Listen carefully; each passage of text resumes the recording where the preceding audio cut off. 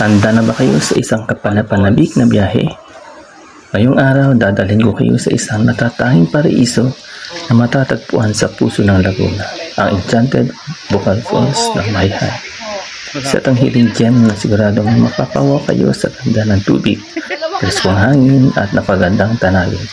Kaya kung mahilig kayo sa nature trips, trekking at malamig na batis, samahan niyo ako sa isang unforgettable experience. Tara, let's go! Pagdating natin sa Barangay Bocal, may ilang importanteng bagay na dapat tandaan. Ang entrance fee ay 30 pesos lang. Sobrang sulit sa ganda ng lugar.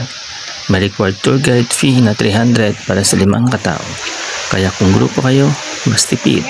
Siyempre, required din ang life vest sa halaga ng 30 pesos para sa ating kaligtasan habang lumalangoy. Tandaan, safety first palagi para mas enjoy ang trip. Kaway-kaway naman dyan. Ngayon, suot na natin ang ating life vest at maghanda sa isang maikling trekking adventure bago marating ang falls. Simula ng ating trek, mga 10 to 15 minutes na lakaran lang ito.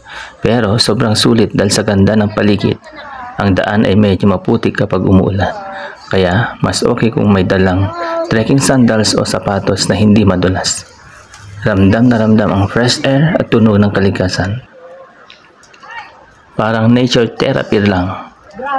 Kung mahilig kayong mag-picture, perfect spot ito para sa mga nature shots at IG-worthy selfies. Kung mahilig kayong mag-picture, perfect spot ito para sa mga nature shots at IG-worthy selfies. Pati ang mga bato dito may kakaibang kulay dahil sa natural minerals mula sa tubig ng falls. Halika, malapit na tayo.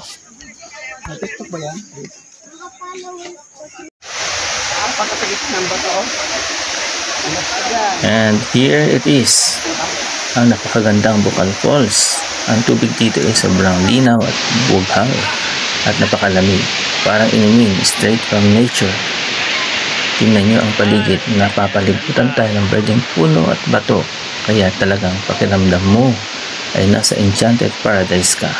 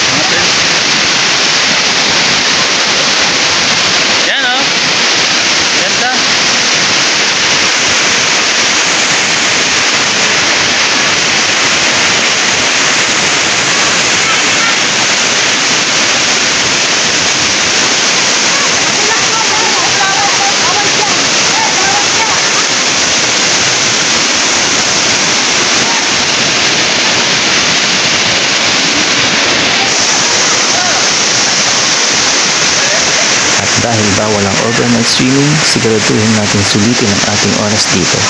Ang tubig ay sobrang lamig, parang yelo. Pero once na lumubog ka, siguradong mawawala ang pagod mo sa biyahe.